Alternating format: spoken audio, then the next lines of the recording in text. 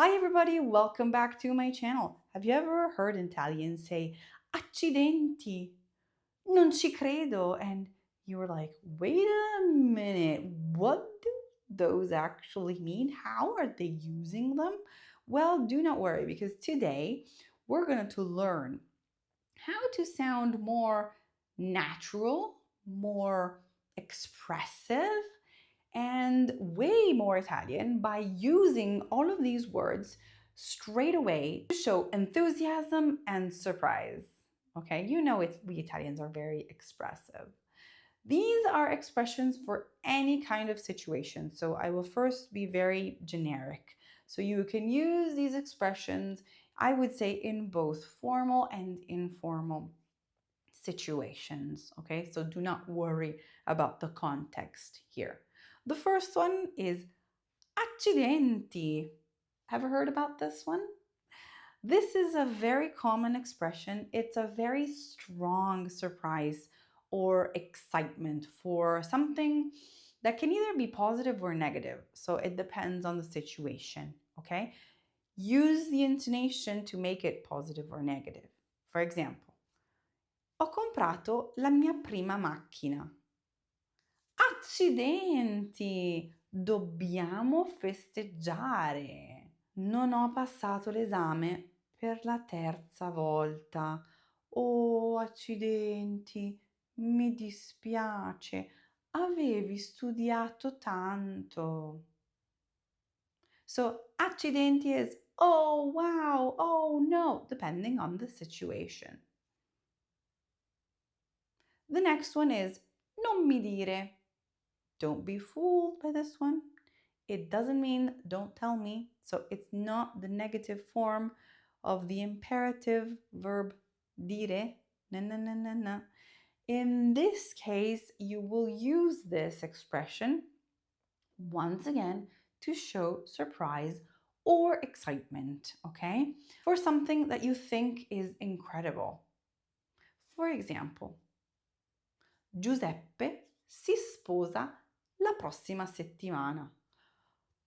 Non mi dire, non sapevo fosse fidanzato. Okay?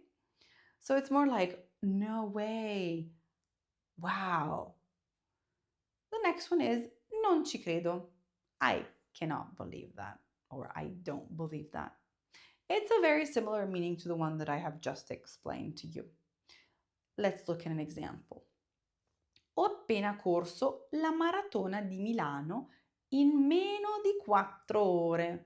Non ci credo. So the person's saying, I just ran the Milan Marathon in less than 4 hours. And the other person's like, I can't believe that, or I don't believe that. Obviously, make it sound nicer or meaner depending on the intonation. Like, non ci credo, like, wow, that's wonderful, you did really good, or yeah, right, non ci credo. Okay, so that's up to you. In a similar way, you could also say, ma veramente? Or sul serio, which mean, really? Seriously? These are rhetorical questions, okay? So technically, you already know the answer. But you're going to use them to show surprise. For example, mi sto laureando in giurisprudenza. Ma veramente? Pensavo odiassi studiare.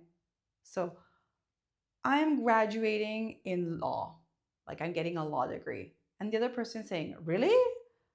I thought you hated studying. Okay. So it's that idea you're not really going to reply to the question, really.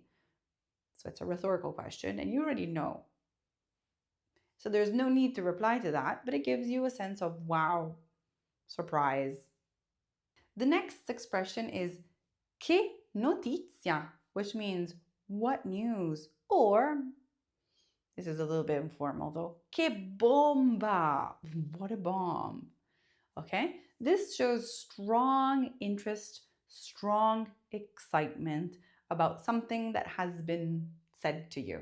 Okay, they're interchangeable. Okay, I would say che bomba is more informal. Sono stata invitata a partecipare alla notte degli Oscar.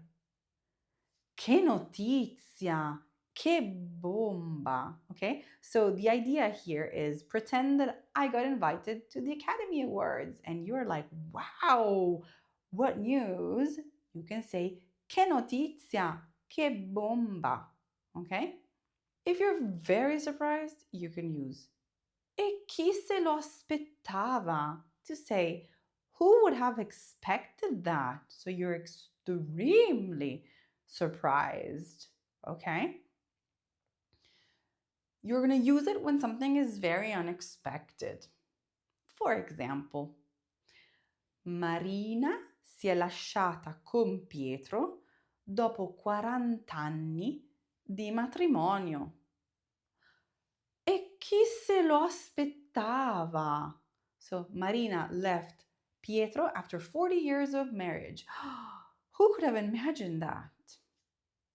The next one is fun. It's evviva and it means hooray. So you can use this to celebrate or show excitement. Okay?